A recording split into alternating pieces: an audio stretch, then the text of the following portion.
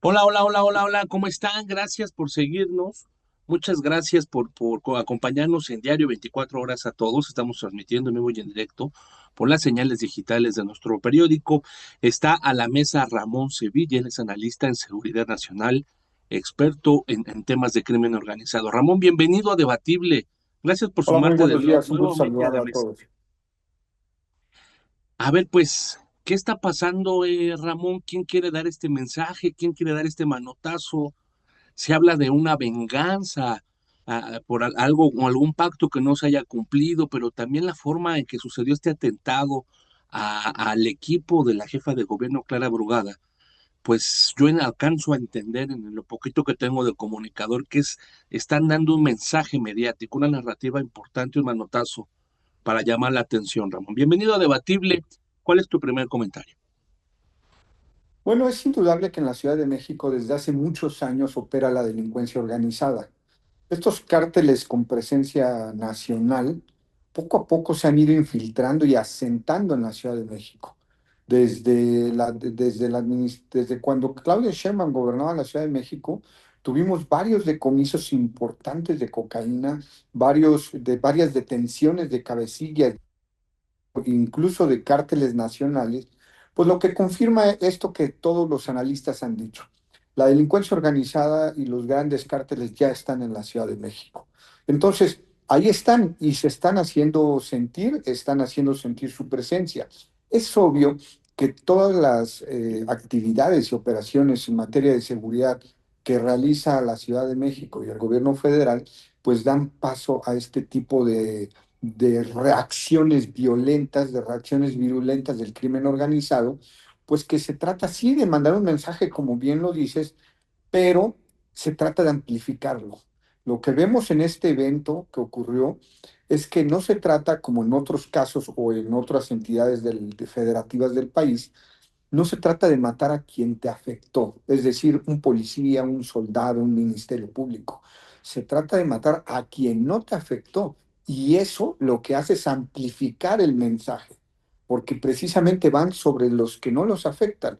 Hay que entender que una secretaria particular y un asesor, como es el caso de las víctimas de este cobarde atentado, no afectan a los cárteles, no tienen en sus manos decisiones relevantes ni trascendentes que pudiera sentir que va una venganza por ahí. No, más bien es eso, amplificar el mensaje, claro que hay un mensaje, pero amplificarlo matando a quien no tiene nada que ver. Y eso es más grave aún. Ramón, ¿qué te parece si vamos a sumar a la mesa rápidamente a mi compañero Ángel Ortiz del equipo de información de 24 horas? Ángel, ¿cómo te encuentras? Saludos y gracias por sumarte a Debatible. ¿Está ahí? Me parece que no está. Bueno, Ángel es de la cobertura de jefe de gobierno. Él está cubriendo todas las actividades de la jefa de gobierno, Clara Brugada, y tiene un poco el manejo de lo que está sucediendo. Ahorita que me den la indicación aquí en el chat, lo metemos. Este, ¿Está ya Ángel?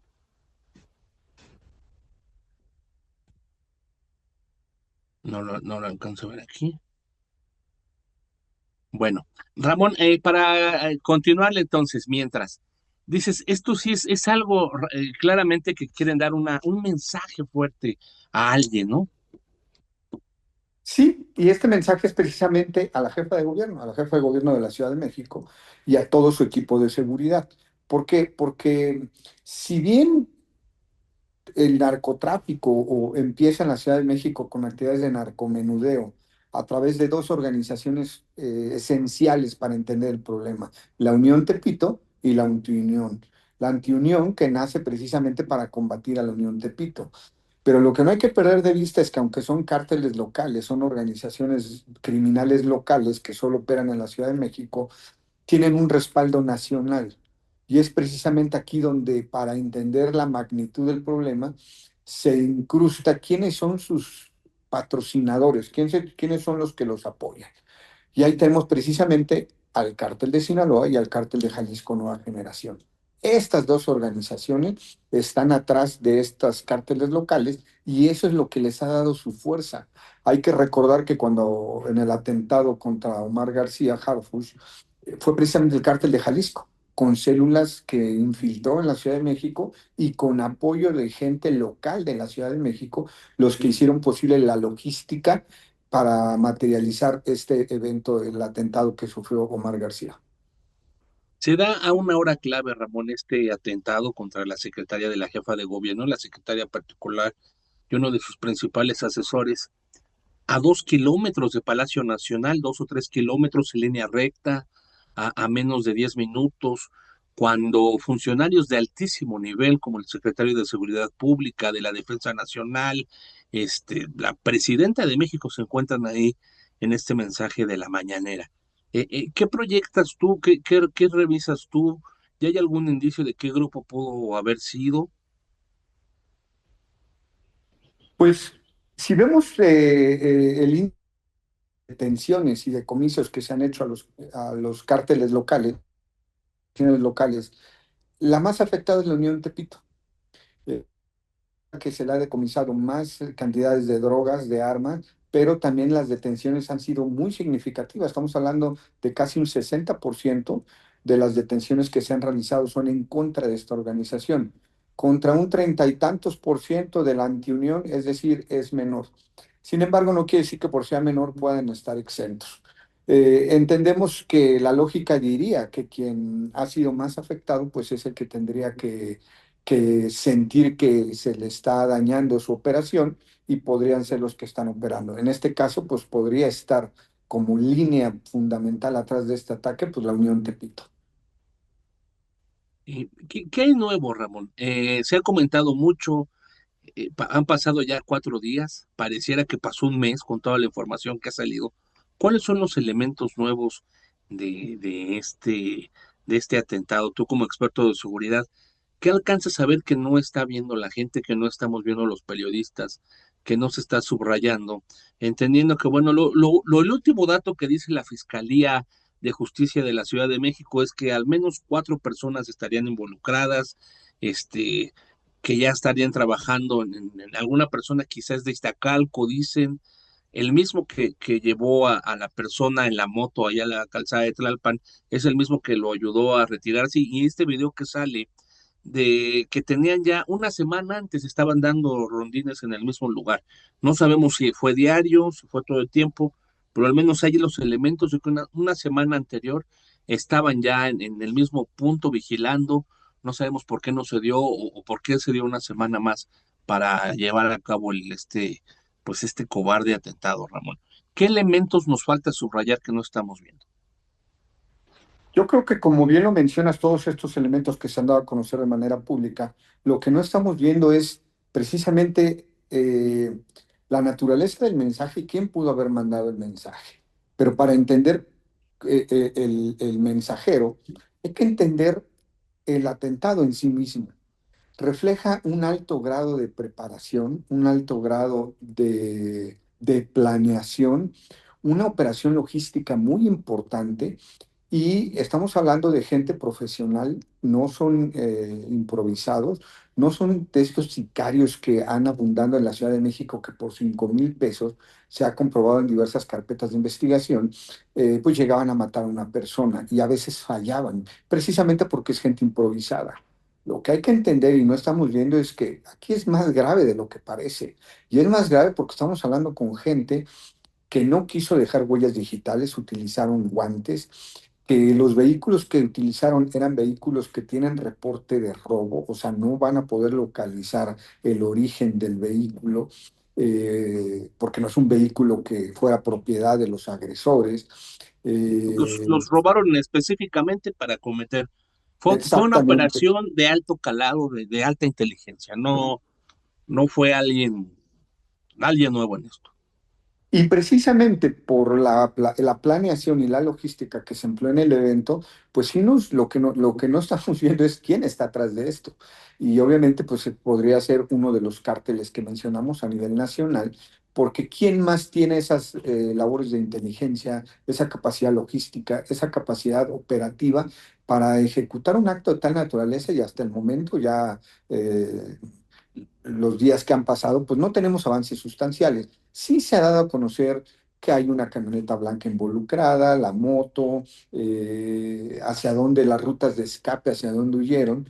Este fragmento del video que se dio a conocer inicial, pero también fíjate que por ahí anda circulando un video más completo, que ya circula de un periodista de investigación, donde, donde se ve más la secuencia de cómo llegó, disparó y huyó. No sabemos si es de una cámara oficial del C5 o de una cámara privada, porque la primera imagen corta que se dio a conocer el mismo día era de una cámara privada, de una cámara de una casa que está por ahí, no de la cámara del C5. Y la cámara del C5 sigue la duda de que no funcionaba la que apuntaba directamente al lugar de los hechos. Otras de la secuencia obviamente sí circulaban, que son las que captaron a los vehículos. Pero entonces, este video que está dando a conocer este periodista de investigación, que tampoco sabemos de cómo lo obtuvo, pues incluso menciona que se utilizaron silenciadores con el arma. ¿Qué implicaría esto? Aparte de lo que ya dijimos de una gran preparación y una operación de gran calado, pues implicaría pasar desapercibido. El silenciador, en esencia, prácticamente apaga el ruido que provoca un arma de fuego al ser disparada. Entonces, pues esto podría pasar desapercibido a los negocios, a las personas que estuvieran cercanas, Y y la al no, gente que está alrededor no se dio cuenta, ¿no? A menos que no se da estuviera viendo cuenta, directamente. No se porque da cuenta porque pues no hace ruido, no truena el alarma. exactamente, un silenciador hace que ese tronido, esa explosión que se escucha, no se ahogue a tal grado que prácticamente pasa desapercibido. Entonces, entre el ruido habitual de calzada de Tlalpan, más el uso del silenciador, pues entonces todavía les da una ventaja táctica mucho más a los agresores. Estamos platicando con el maestro Ramón Celaya. Él es analista en seguridad nacional, experto en crimen organizado. Ramón, ahora sí, ¿qué te parece? Vamos a platicar un poquito con Ángel Ortiz de la red de información de 24 horas. Ángel, ¿cómo te encuentras? Bienvenido a Debatible. ¿Qué tal, Emanuel? Buenos días a los presentes.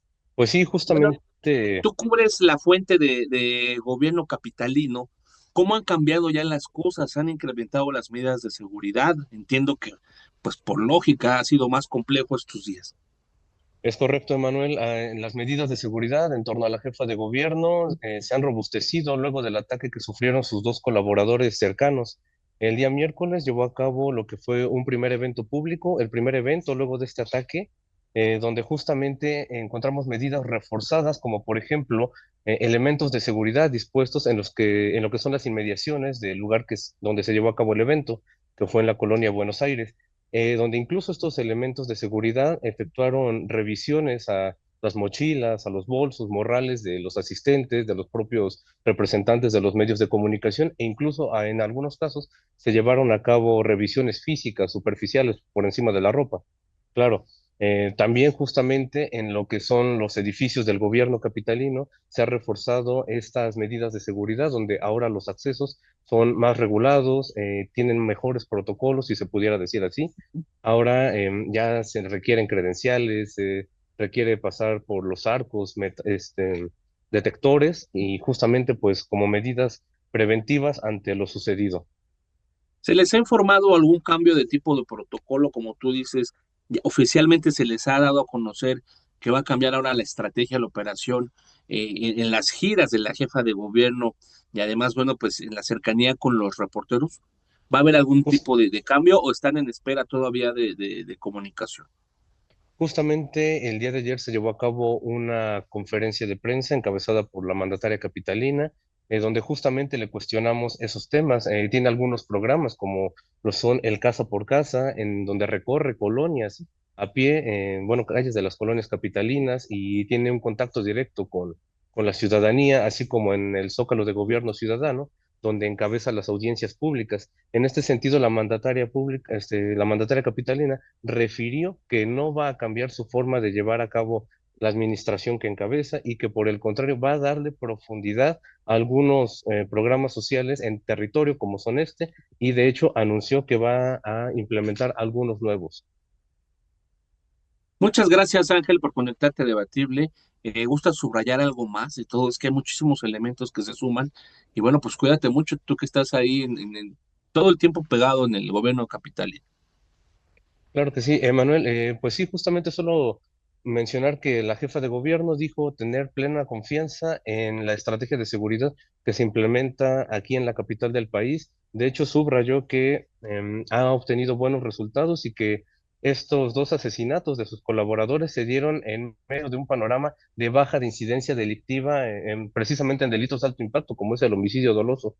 En este sentido, pues también recalcar que descartó la posible apoyo del gobierno de Estados Unidos luego de que el secretario de Estado Marco Rubio externara el ofrecimiento del apoyo. Pues como te reitero, la mandataria capitalina dijo tener plena confianza en esta estrategia capitalina y dijo que va a ser la Ciudad de México quien se encargue de dar la atención al caso y resolverlo. Muchas gracias, Ángel. Claro, Regresamos contigo en otra ocasión, en otro programa. Un abrazo fuerte. hasta Continuamos luego. con el maestro Ramón Celaya. A ver, Ramón, estimas, proyectas que tiene que cambiar la estrategia ahora en la seguridad de los funcionarios y además este atentado tendría relación con todo lo que está sucediendo, que sabemos que está pasando con esta operación en Estados Unidos, que lleva ya un año después de la entrega del Mayo Zambada, del acuerdo con los Chapitos. ¿Ves algún tipo de relación, algún tipo de lazo o es temprano para saber? No, yo creo que sería muy prematuro establecer una conexión a nivel nacional, ámbito local. Eh, ha efectuado diversas acciones en contra de la delincuencia organizada con estas detenciones, entregas, otros estos que se dieron por parte de los que no han sido aclarados, pero esos impactan al ámbito nacional, impactan en la política exterior, la política en materia de seguridad, pero en el ámbito local no. La Ciudad de México tiene una dinámica y ese es el control territorial de las alcaldías. No tiene programa nacional ni con este apoyo, porque esto que mencionábamos hablaba al apoyo que hizo Marco Rubio, el secretario de Estado de Estados Unidos, de equipar, esa fue la palabra que empleó el secretario de Estado, a las no iba la petición a la Ciudad de México ni a Clara Brugada, era un ofrecimiento a México a nivel nacional, que sí lo necesitamos, ojo, hay que decirlo, ¿eh? Necesitamos la inteligencia de Estados Unidos para dar una batalla frontal. Entonces, no, yo veo más conexiones locales, movimientos locales, este control territorial por esta pelea interminable que se ha dado desde hace muchos años, desde López Obrador, de la Unión Tepito y la Antiunión, que se ha venido con diversos jefes de gobierno, y su apoyo a nivel nacional por parte de estos dos cárteles, Sinaloa y Jalisco Nueva Generación. Sí ves un movimiento, un cambio con la llegada de Omar García Harfuch, se ve un cambio o por lo menos un alto, una especie de detener todo lo que pasaba en la ciudad, en la zona metropolitana, porque pues el atentado es directamente para dar un mensaje en el centro del país, ¿no? ¿Sí hubo un cambio con la llegada de Omar García Harfuch o de qué estaríamos hablando con la estrategia nueva del nuevo gobierno federal? Hablando de toda la administración de Claudia Sheinbaum. No, absolutamente que sí hay un cambio y se nota ese cambio y se ve el cambio. Durante la administración de López Obrador vivimos una pasividad de las fuerzas de seguridad, de las fuerzas federales, donde literal no hacían nada, pero no hacían nada no porque no quisieran, no hacían nada porque estaban impedidos políticamente por esta estrategia, ahora ya sabemos fallida de abrazos no balazos. A pesar de Se que cuando acabaron los abrazos entonces. exactamente. En el inicio de esta nueva administración, a pesar de que públicamente no se reconoce que se acabó la estrategia y que sigue igual, pues hay que entenderlo. En política no se pueden dar mensajes claros de violencia y más cuando se tratan de desmarcar políticamente de lo que fue Felipe Calderón, pero en la práctica sí. Vemos vehículos, vemos helicópteros artillados del ejército utilizando las ametralladoras Minigun que van montadas en las aeronaves, en los helicópteros, rafagueando a estos criminales desde el aire. Esto no se veía con López Obrador. Vemos este abatimiento, pues ya digamos numeroso, masivo de delincuentes por parte del ejército, donde se han muerto 5, 6, 9, 11 en un solo enfrentamiento. Vemos las detenciones otra vez de cabecillas del narcotráfico, los grandes aseguramientos de droga, es decir, volvimos en una estrategia de baja intensidad al combate al narcotráfico o como se le llamaba a la guerra contra las drogas. Y se ve ya, ¿qué alcanzas a ver tú en esta? Pues es que se dicen muchas cosas y pues nada está comprobado, ¿no? Se comentan muchas cosas y se entiende que por estrategia de seguridad pues no se puede dar a conocer o no se pueden revelar muchas informaciones. Pero ¿cómo ves los lazos con Estados Unidos en estas negociaciones con Donald Trump?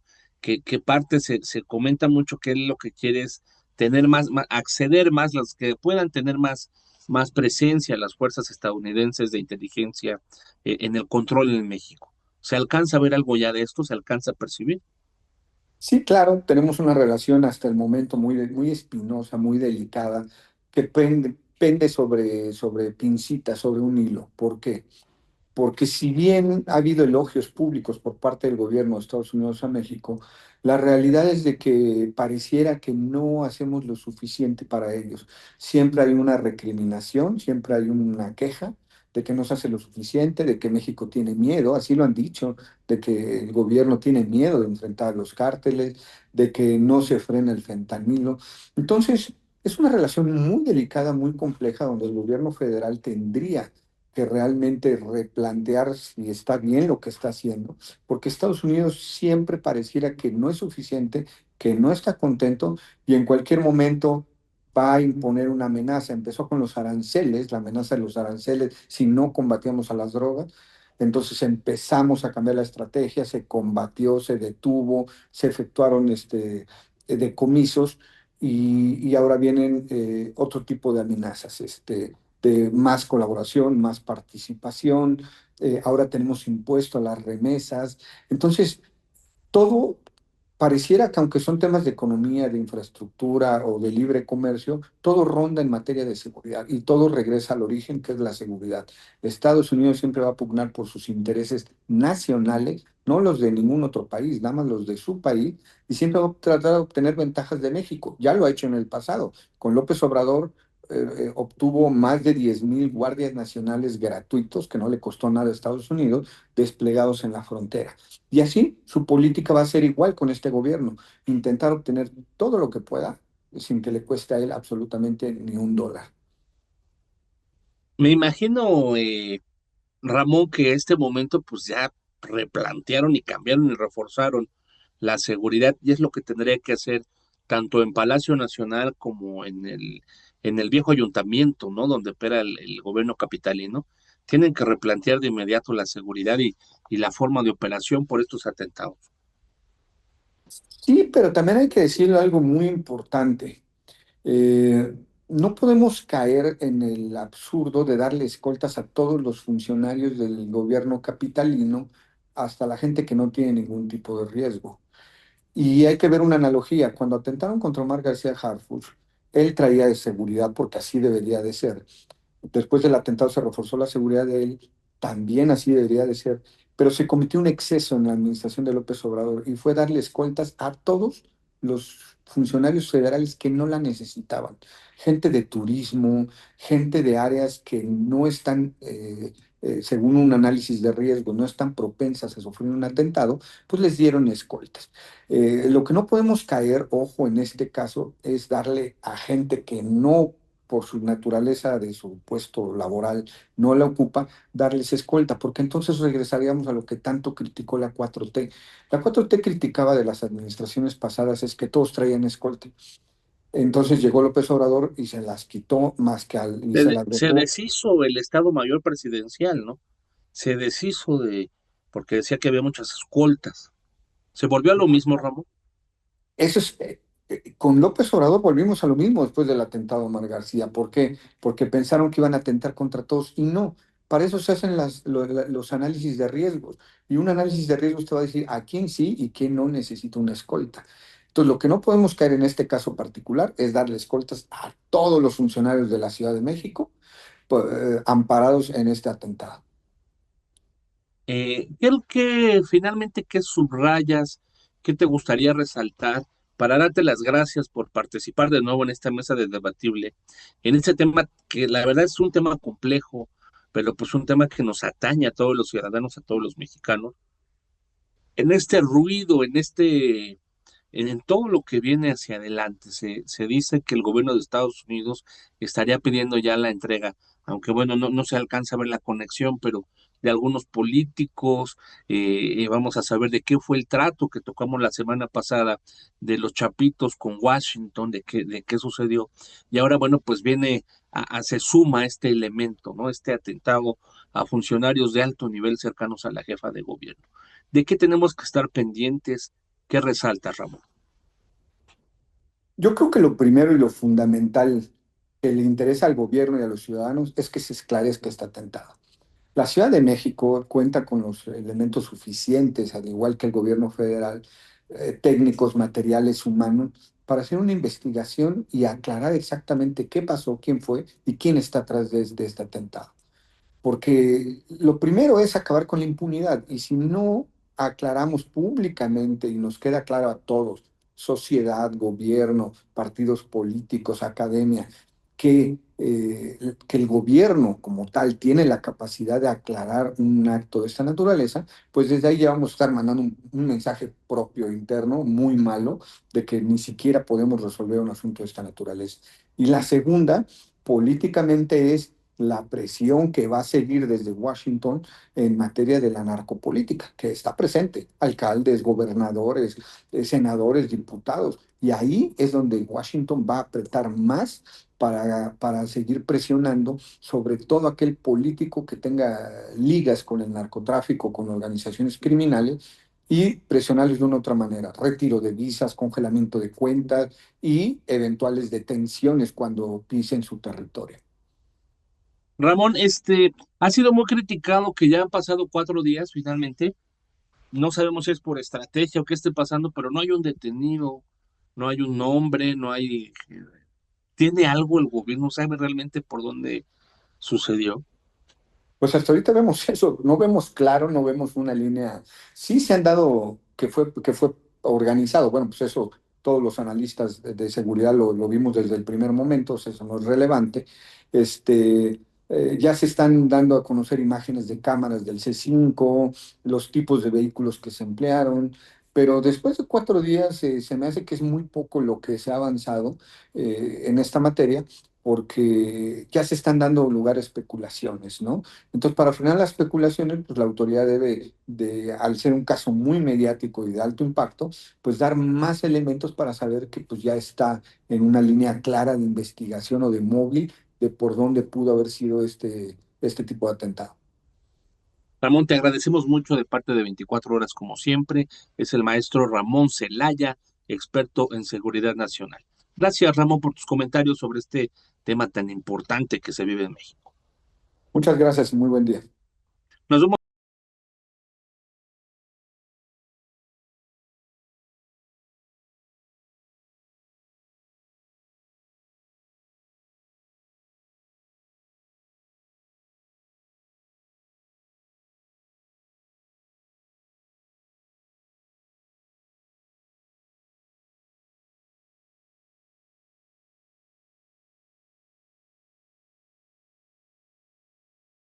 Bueno, les decía, es Ana Suara, ella es del grupo de Banco Bases, analista económica. Bienvenida a Debatible, Ana. Hola, muchas gracias por invitarme.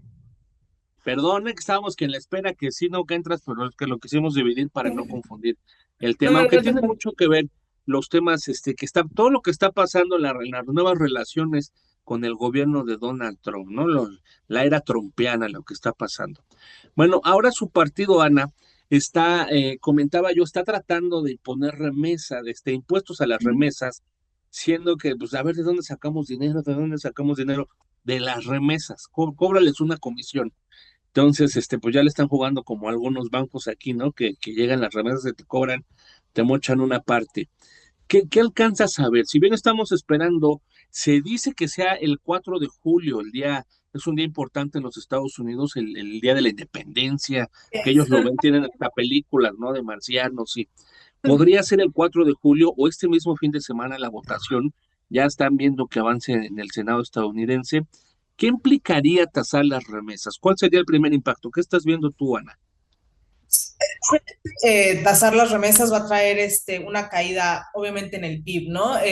Si es, o sea, dependiendo de cómo se hagan. Ahorita es bien difícil como que modelarlo, sobre todo porque este proyecto de ley habla de que van a tasar las remesas, va a haber un retorno, o sea, les van a dar como un crédito a quienes sean a quienes sean legales, y a la gente ilegal, pues no le van a regresar ese impuesto del 3.5%, ¿no? Pero suponiendo ahorita que no tenemos así como que todo bien visto, ¿no? Como, o bien mapeado, cómo es que van a saber quiénes son ilegales y quiénes no son ilegales y todo eso para tratar de dividir este impuesto. Si se lo pusieran a todas las personas, afectaría entre 0.1 y 0.2 puntos porcentuales del PIB, o sea, habría una reducción en ese rango. Pareciera que es poco, pero pues es O sea, que están calculando 2 puntos del PIB ya de afectación si se logra avanzar. Este, eh, sí, es poco porque en realidad las remesas solo representan el 3.5% del PIB, ¿no? Entonces no va a ser una afectación impresionante, pero si fuera generalizado, ¿no? Todavía no sabemos cómo le van a hacer ellos, empezando por ahí, de que cómo van a, o sea, de que cómo van a saber quién es ilegal y quién no va a ser ilegal, y cómo van a regresar el dinero, por ejemplo, que están, como No, te digo, y ya están diciendo. parece, Ana, ya parece que van a decir, sí, yo soy ilegal. Así ¿De, es, de qué lado me formo para enviar mis recursos? O sea, es un sí, tema muy complejo, muy complicado, y sí. que sí puede generar una disrupción financiera, entiendo, o no, cómo lo están viendo, porque alcanzo a ver en los comentarios de distintas casas económicas que algunos dicen que, pues, que no va a haber impacto y otros que va a haber mucho impacto. Para ustedes, ¿qué implicación en el corto plazo, qué podría ser? Por lo pronto, la ley va a empezar, o sea, en teoría esto empieza el próximo año, ¿no? O sea, inclusive aunque se pasara este año, se habla de que esto empezaría hasta el siguiente. Entonces o sea, van a ser muchos factores. Como te digo, de entrada, si fuera para todo, es entre 0.1 y 0.2 puntos porcentuales del PIB lo que se vería afectado. Hay estados que se van a ver mucho más afectados que otros estados en México, estados como Chiapas, Michoacán, Guerrero, Zacatecas, evidentemente, o sea, su PIB está explicado por el 10% de las, o sea, sí, el 10% de lo que vale el PIB, por ejemplo, de Zacatecas o de Guerrero, pues es por la entrada de remesas. Entonces, estos estados evidentemente van a ser muy afectados. Comunidades en México que dependen de las remesas, o sea, dentro de estos estados hay comunidades que viven básicamente de eso, y obviamente ellos, pues el impacto va a ser pues directamente para ellos, ¿no? Nuevo León, por ejemplo, no va a tener ese impacto, etcétera. Pero bueno, ya de entrada o sea, se va a segmentar todavía más o sea, el país.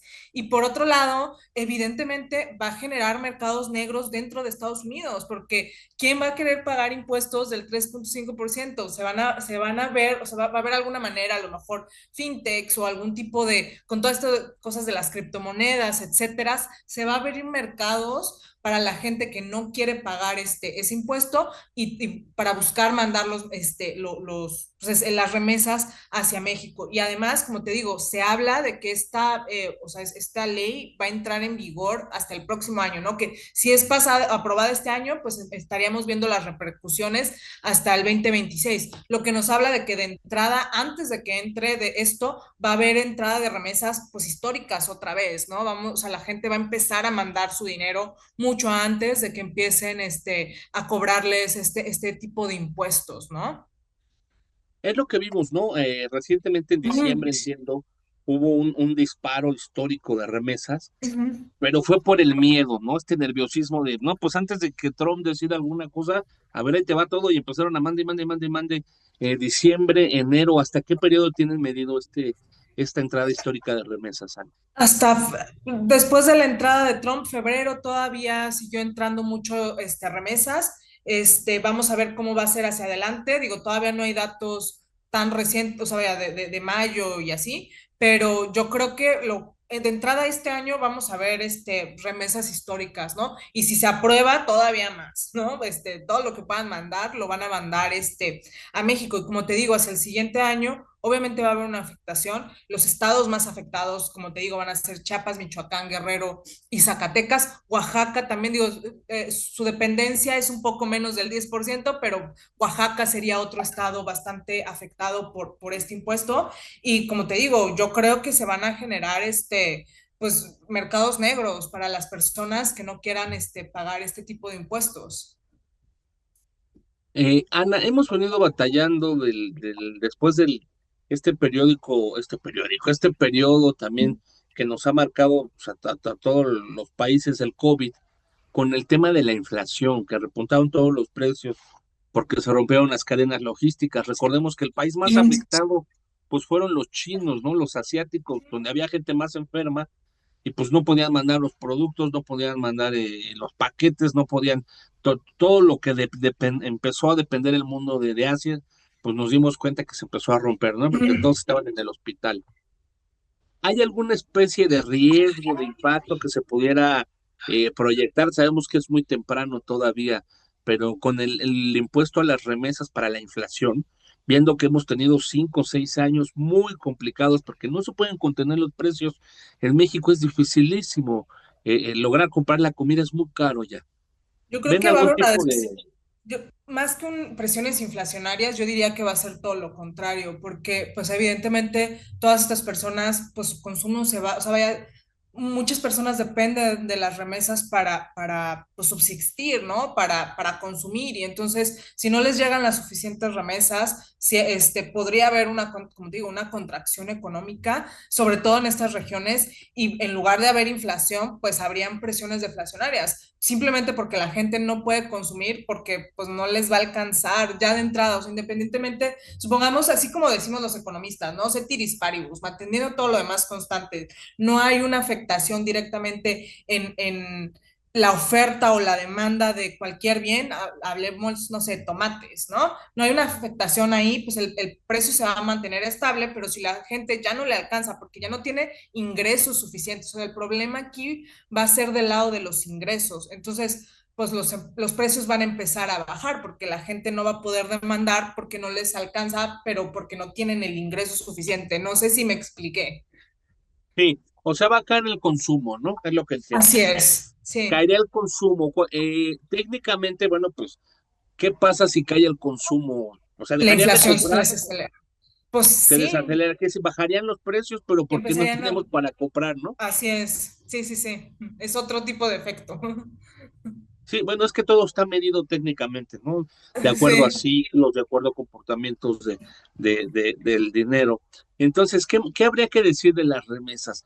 ¿Cuánto es el cálculo? Alcanzaba a leer ayer que se habla de cerca de 3.500 millones de dólares, lo que podrían tasarse, ¿o cuánto es? Sí, Alcanzarían, no, 2.200, 2.300, que serían unos 35.000 millones de pesos, ¿no? Entre 35.000 y 45.000 millones de pesos, que son los que así podría es. obtener Estados Unidos. Digo, esos datos son como que generales porque todavía, como te digo, nadie sabe cómo le van a hacer para saber quién es ilegal y quién no, porque en teoría la misma ley habla de que si tú eres, o sea, si eres residente legal, si eres, pues nacional o lo que sea, va a haber un reembolso de esa parte de los impuestos, que al final del día, pues a lo mejor no van a entrar a México, pero pues se los van a quedar las personas, o sea, se los van a regresar a nuestros paisanos, ¿no? Que eventualmente ellos van a seguir mandando ese dinero. Entonces, exactamente cuál es qué va a ser afectado, no lo vamos a saber hasta que ellos nos digan cómo le van a hacer para decir quiénes son ilegales y quiénes no son ilegales,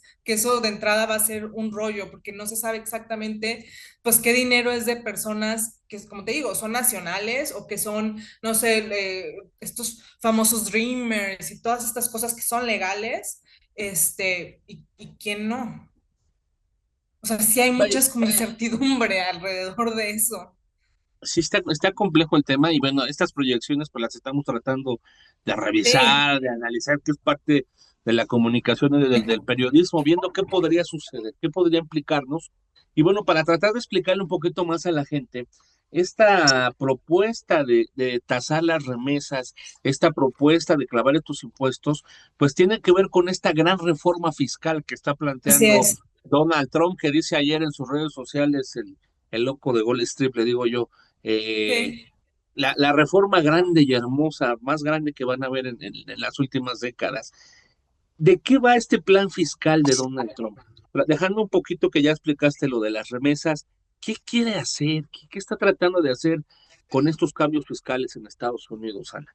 Lo que pasa es que Estados Unidos tiene un déficit tanto fiscal como comercial impresionante, ¿no? De hecho, la semana pasada, el viernes, no sé si te acuerdas que por ahí Moody's les recortó la calificación crediticia y es precisamente por esto, porque hay tanta deuda, pareciera ser que es incontrolable, no han hecho nada directamente para reducir este déficit, porque evidentemente en Estados Unidos pues no quieren poner impuestos a la gente rica, o sea, me explico, ¿no? O sea, están reduciendo impuestos en salarios, en muchas cosas, ¿no? En horas extra, o sea, de que si tú trabajas horas extra no tienes que pagar este tipo de impuestos, etcétera, ¿no? Pues obviamente este hueco fiscal se vuelve cada vez más y más grande y en un punto podría ser insostenible, ¿no? Entonces, en el afán de no querer poner impuestos o sea, toda esta clase alta que en teoría deberían ponerle impuestos están recortando, o sea, están tratando de buscar dinero de cualquier manera,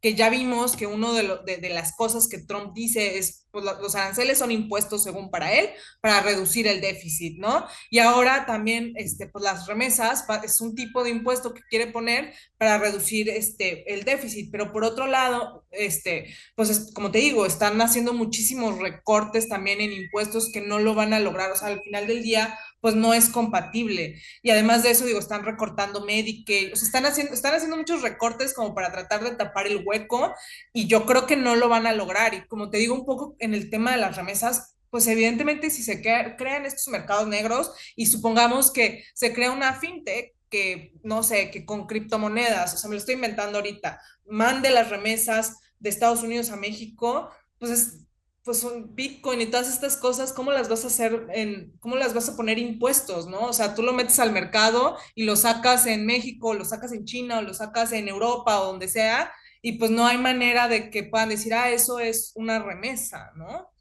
Entonces, yo no creo que vayan a lograr mucho con esta ley fiscal para tratar de reducir pues, su déficit y tampoco creo que vayan a lograr en el largo plazo mucho con este tema de las remesas porque la gente va a buscar la manera de no pagar este impuesto.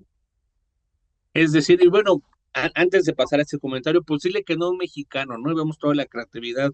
Van a encontrar la forma, un túnel, alguna fintech, como dices, que es una aplicación digital, alguna forma para mandar el dinero sin que, porque definitivamente por la gente tiene que seguir trabajando, ¿no? No, Sí, no van a abandonar sus empleos y menos. Imagínate, me va a regresar por el impuesto para México, pues te conviene más pagar la tasa. Yo creo que sí va a avanzar la tasa, a lo mejor va a ser menor, va a ser de 2%, todavía la pueden modificar un poco los senadores, igual que los aranceles, puede sí. modificarse un poco, pero finalmente van a avanzar, ¿no? Porque lo que quiere Estados Unidos es pagar su deuda, Y pagar creo lo que que debe, que es lo que el tema de Musk, que ahorita pues ya se está saliendo del gobierno, que quiso recortar los sueldos de todos los trabajadores en Estados Unidos, los trabajadores gubernamentales, ¿no? Por lo mismo. como te digo, yo creo, y lo hablamos la vez pasada que estuve contigo, que fue todo este tema de los aranceles, yo no creo o sea, yo creo que de verdad Trump está dándole a su base de votantes, o sea, muchas de las cosas que hace económicamente no tienen mucho sentido, ¿no? Bueno, ni política ni de seguridad tienen sentido, hace así muchas es. locuras. Entonces yo creo que es más que nada, le está dando pan con lo mismo a su base de votantes, quienes les creen que lo que está haciendo es correcto y al final del día está generando pues disrupciones en general en los mercados que pues van a ser malos para Estados Unidos, ¿no? Porque, o sea, también, o sea, van a ser malos para todo el mundo porque pues Estados Unidos es la economía más grande del mundo, pero también para ellos, o sea, él solito está o va a seguir generando más pobreza dentro de su país, o sea, va a seguir generando muchos más problemas y en algún punto pues esto va a tener que tronar, ¿no? De alguna forma, bueno, luego dicen, es que el análisis económico es como el clima, ¿no? Dicen, va a llover y no llueve, va a nevar y sale el sol. Pero de alguna forma todas las disrupciones que está haciendo Donald Trump con los aranceles, con la guerra comercial, moviendo hacia acá, hacia allá, con los autos, con esto, con lo otro, está jalando los hilos de la madeja, pudiera generar algún tipo de recesión. Yo creo que sí, vaya, o sea, se habla de que incluso la Reserva Federal lo ha dicho, que si los, por ejemplo, en el caso de los aranceles, que si los aranceles los vuelve a subir de manera exagerada, ya ves que primero hasta 125% para China o 145% y luego siempre ya no y bajó a 10.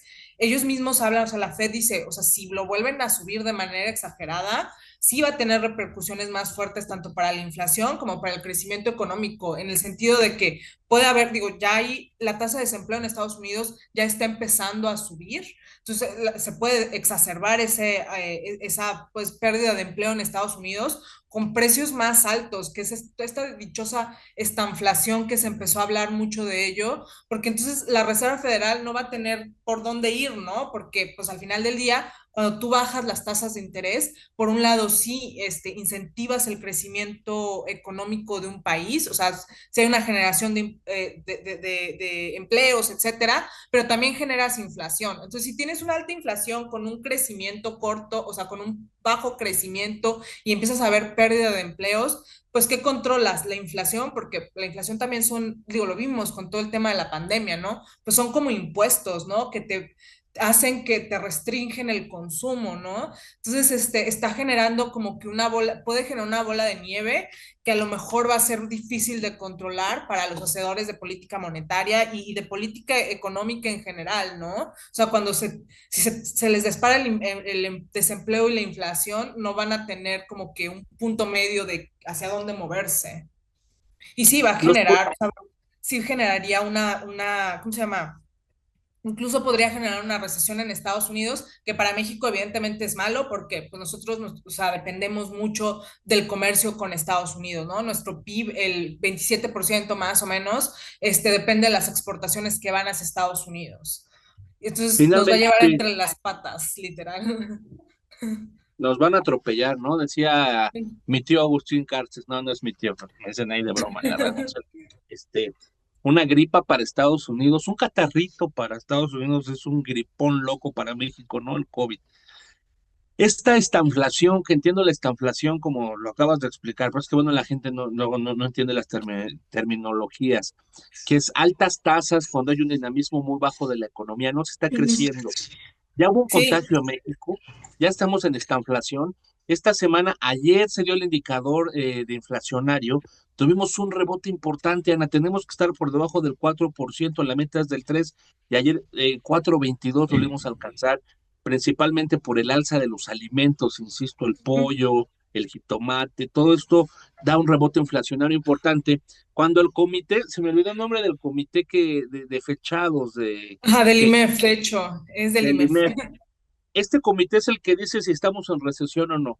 Entonces Así dice es. ayer, hace unas horas, técnicamente sí estamos, pero no hay ningún elemento, entonces no estamos en recesión.